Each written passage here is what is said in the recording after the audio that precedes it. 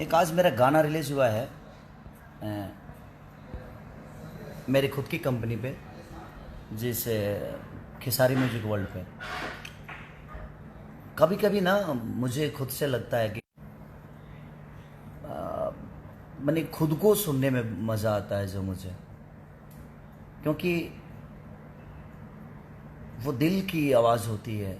एक गाना आज मेरा जो म्यूजिक खेसारी म्यूजिक वर्ल्ड पे रिलीज हुआ है और खुद को बड़ा प्यारा लगता है।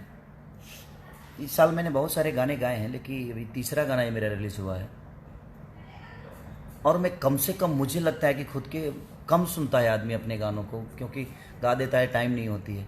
लेकिन मैं सुबह से जब से रिलीज़ हुआ है ना, 100 बार यार मैंने ही सुना है। पता नहीं क्यों इतना अच्छा लग रहा है, क्योंकि ये बड़ा पारंपरिक हमारे यहाँ, जब हमनी के यहाँ नहवावन होला ना, लड़का के नहवावन होला, ओकरा बाद हमनी यहाँ के नाई लोग आके ओकर नोह काटेला, तो हमनी के माता बहन बेटी गावेला लोग।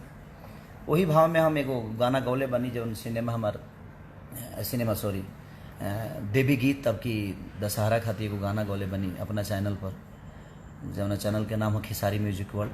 तो वो लोग सब्सक्राइब करी, लाइक करी और शेयर भी करी और ढेर सारा प्यार आशीर्वाद दी।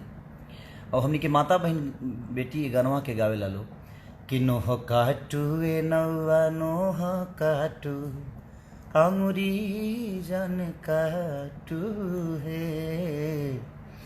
तो हम माई खाती गौले बनी है गाना के, देवी माई खाती की माई घरे आयल बड़ी और नाव से भक्त जौन भक्तिन बाड़ी, वो कहत रही कि माई के दर्शन कर, सब कुछ कर, माई के नोह काट ले कि अंगुरी मत कटी है। तो एगो श्रद्धा बा दिल में, और वह भक्ति भाव में हम गौले बनी। जरा के आशु तिवारी बक्सर के हैं, वहाँ के जौन गाना लिखले बनी। और